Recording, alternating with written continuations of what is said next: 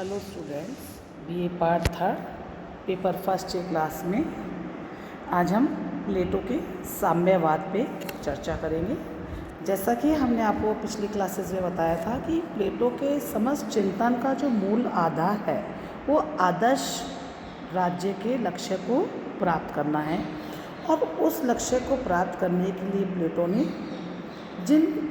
दो साधनों पे चर्चा की है, या उनके आदर्श राज्य में जो न्याय की प्राप्ति के लिए की जो व्यवस्था वो करना चाहते हैं, उसके लिए उन्होंने दो साधन नियुक्त किए हैं। पहला साधन जिसे राज्य के द्वारा जो नियंत्रित सुनियोजित एक जो शिक्षा व्यवस्था पर हमने कल की क्लास में जो चर्चा करी थी, और एक जो दूसरी व्यवस्था है जो है प्लेटो के साम्यवाद की सामाजिक व्यवस्था। इन दो साधनों के द्वारा वह अपने आदर्श राज्य के लक्ष्य को प्राप्त करना चाहता है। प्लेटो का ये मानना है कि जो उसकी जो शिक्षा योजना है वो उसके संरक्षक वर्ग जो है, जो शासक वर्ग है, सैनिक वर्ग है, वो उनको समाज के प्रति कर्तव्य पालन के लिए तैयार करेगी। और अब उनका एकमात्र धर्म यही है कि वे राज्य की एकता और सुदृढ़ता के लिए कार्य करेंगे। लेकिन इस सारी व्यवस्था में प्लेटो को कुछ आशंका यह भी थी कि जो शासक वर्ग में जो उसने शिक्षा के द्वारा जो संस्कार उत्पन्न किए हैं, अगर समाज सोसाइटी का वातावरण अनुकूल नहीं होगा तो इसके विपरीत परिणाम आ सकते हैं। प्लेटो का ये मानना था कि जो शासक वर्ग है, अगर परिवार संपत्ति, ये जो दो आधारभूत सोसाइटी के आधार स्तंभ हैं, इनके आकर्षण में फंस कर के, ऐसा नहीं हो कि जो शासक वर्ग उसने इतनी मेहनत से अपनी शिक्षा व्यवस्था के द्वारा तैयार किए हैं, उनको यहाँ ये जो शासक वर्ग है अपने निजी स्वार्थ को सर्वोच्चता या प्राथमिकता देते हुए अपने परिवार संपत्ति के उसमें चक्रव्यूह में फंस करके, ऐसा ना हो कि वो सोशल सामाजिक जीवन के प्रति जो उनके उत्तरदायित्व है, उन कर्तव्यों की वो अवहेलना कर लें। तो इस प्रकार वो ही मान के चलता है कि जो अगर साम्यवाद की जो उसकी जो सामाजिक व्यवस्था वो जो देना चाहता है, उसके बिना ऐसा नहीं हो कि वो जो अभिभावक वर्ग है वो एक ऐसे द्वंद्व में फंस जाए या ऐसे चक्रव्यूह में फंस जाए जहाँ उसका विवेक निष्क्रिय हो जाए, क्योंकि उसका ये मानना है कि जो संपत्ति की जो शुदा होती है, ये रक्षक को भेड़िया भी बना सकती है।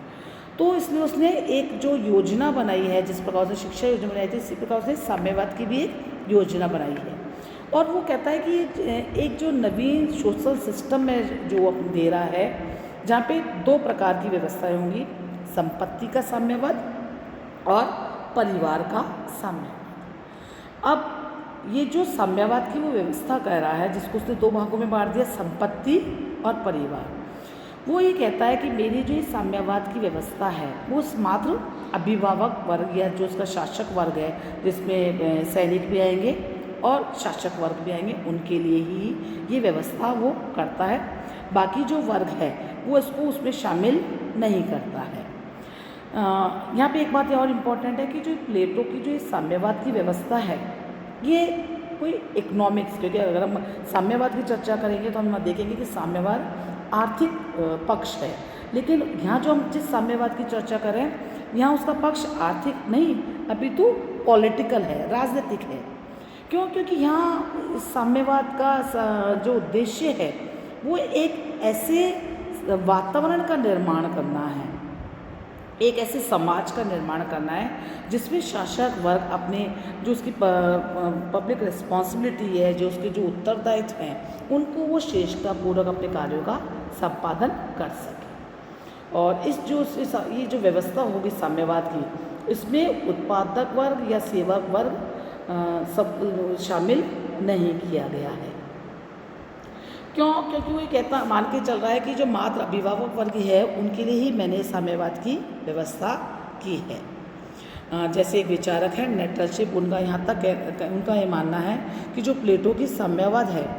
वो शिक्षा के द्वारा जो उत्पन्न प्रवृत्तियाँ उसने जो नागरिक के अंदर उत्पन्न की है, उनको प्रभावी और सफल तभी से बनाया जा सकता है जब वो समाज के अंदर कुछ व्यवस्थाएं स्थापित करें। अब हम आगे बढ़ते हैं तो देखते हैं कि जो प्लेटो की साम्यवाद की योजना है, ये प्लेटो का कोई मौलिक विचार नहीं है। शिक्षा की योजना प्लेटो की मौलिक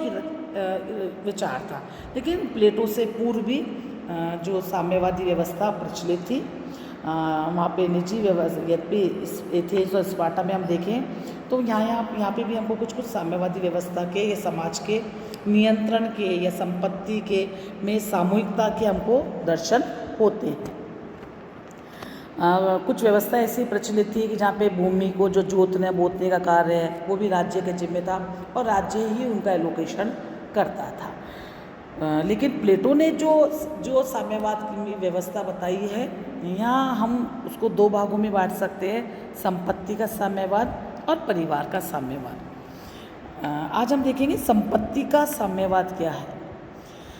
प्लेटो ने हमने जैसा आपको पहले बताया कि शासक वर्ग या विभावक वर्ग के लिए ही संपत्ति या ये साम्यवादी व्यवस्था को बताया है। वो ये कहता है कि जो शासक वर्ग है उसके पास सिर्फ उतनी ही संपत्ति होनी चाहिए जितनी उसको अपने जीवन यापन के लिए अनिवार्य है। अब न तो उसके पास अपना कोई घर होगा, न कोई उसके पास में ऐसी कोई व्यवस्था होगी जहाँ वो स्टोरेज कर सके, क्योंकि अब जब भी उसका घर नहीं होगा तो उसको सामूहिक भोजनालय में वो भोजन करेगा, सिपाहियों की तरह डेरों में रहेगा क्योंकि उसका अपने पास उसका घर नहीं होगा। अब ये जो शासक वर्ग है वो ऐसा होगा जो सोना चांदी भी नहीं होगा, नहीं होना चाहिए उसके पास भी, क्योंकि अगर वो ऐसा करेगा तो अगर वो अपने लिए भूमि का अर्जन करने लगेगा, अपने लिए धन संपत्ति का अर्जन करने लगेगा, तो ऑब्वियस है कि अन्य नगरवासियों के काम करने की बजाय वो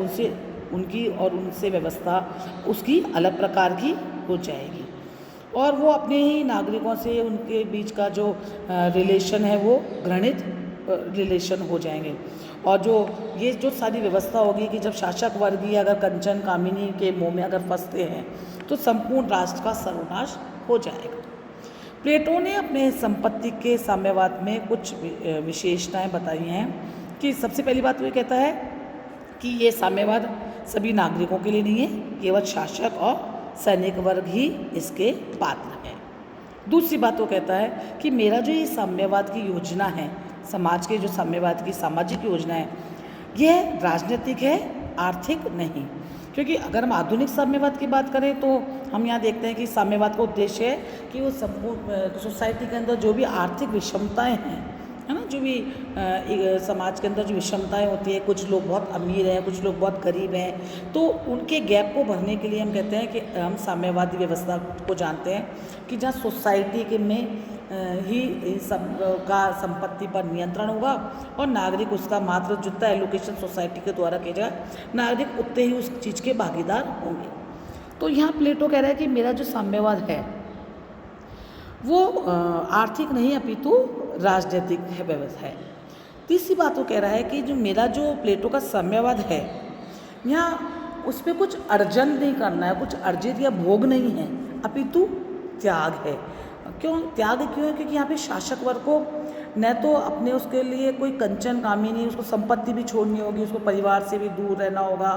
और यहाँ न वो अपने लिए कोई धन संपत्ति का अर्जन कर सकता है, नहीं वो उसका स्टोरेज कर सकता है, नहीं वो अपने लिए कोई भूमि भवन खरीद करके उसके अंदर व्यवस्था उसकी रख सकता है।